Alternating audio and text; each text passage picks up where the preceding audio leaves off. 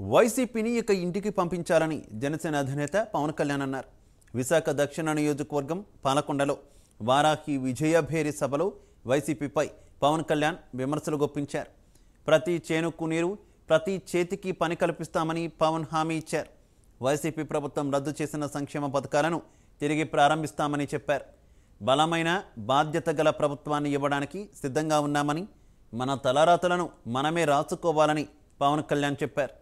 దోపిడీ ప్రభుత్వాన్ని బంగాళాఖాతంలో కలపాలని పిలుపునిచ్చారు. ప్రశాంతమైన విశాఖను సర్వనాశనం చేశారని మండిపడ్డారు.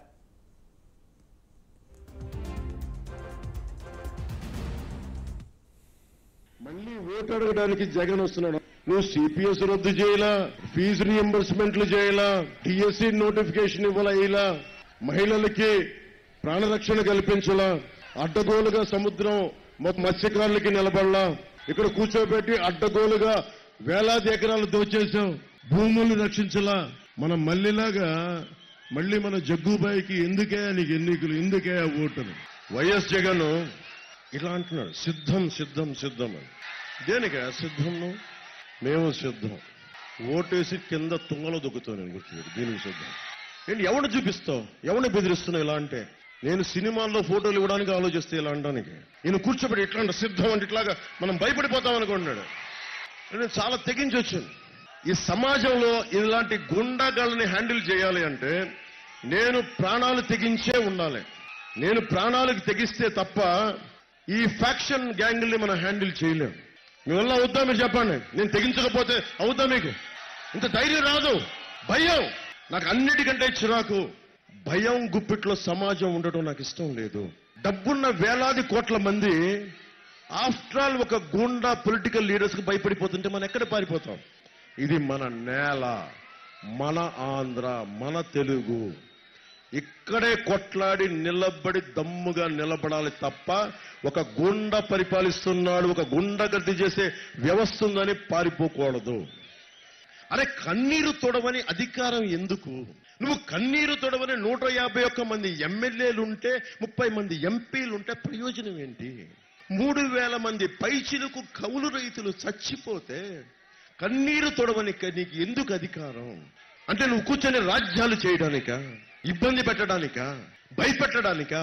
వైఎస్ జగన్ ఒకటే తెలుసుకోవాలి, వైసీపీ గుండాలు ఒకటే తెలుసుకోవాలి. వైజాగ్ లో ఉన్న వైసీపీ ఒక్కొక్క గుండాగాడికి చెప్తున్నా, మీరు ఆడబిడ్డల జోలికెళ్ళినా, ఆస్తిపాస్తుల జోలికెళ్ళినా, సగటు మనిషి జోలికెళ్ళినా మోకాళ్ళు ఎరగొట్టి జగదంబ సెంటర్ లో కూర్చోబెడతాం. ఒక్కొక్క వైసీపీ గోండాలకి తొక్కి తోలు తీస్తాం. వైసీపీ గోండాలకి రౌడీలు అవసరం లేదు, మాకు తొక్కి నార తీస్తాం. గుండాగాళ్ళందరికీ చెప్తున్నా. వాళ్ళు చెప్తా ఉన్నారు ఆడపడుచులు ఆ రోజున, అన్న మమ్మల్ని రాత్రుల పూట యువకులు చెప్తా ఉన్నారు, మత్స్యకారు యువత చెప్తా ఉన్నారు, మమ్మల్ని భయపెడతా ఉన్నారు గుండాలు.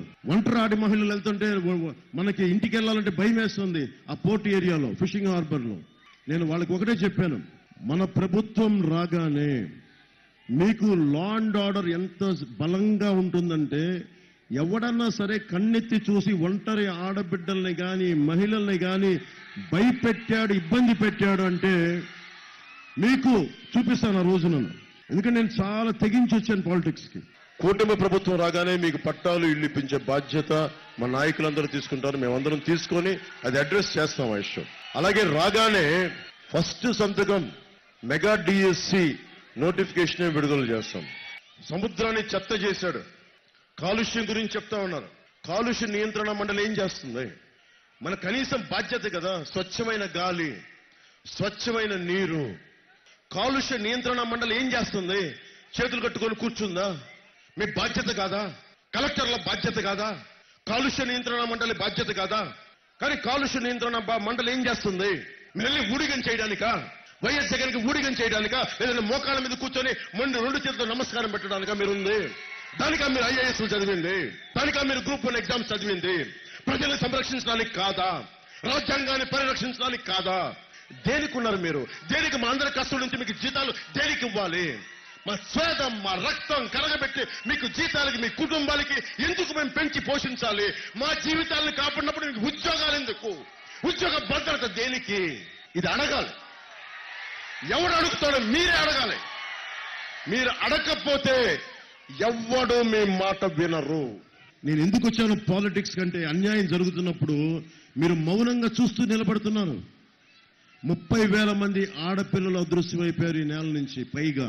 నాకు ఈరోజు ఇక్కడ ముందు ఆడపిల్లలు ఉంటే భయం ఉంటుంది, వాళ్ళకి ఏదైనా జరుగుద్దా అని.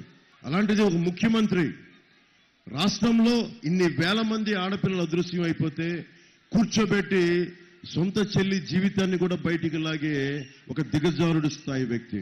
సొంత చెల్లికే గౌరవం ఇవ్వని వాడు ఇక్కడున్న ఆడబిడ్డలకు గౌరవం ఇస్తాడమ్మా? మీరు ఆలోచించండి.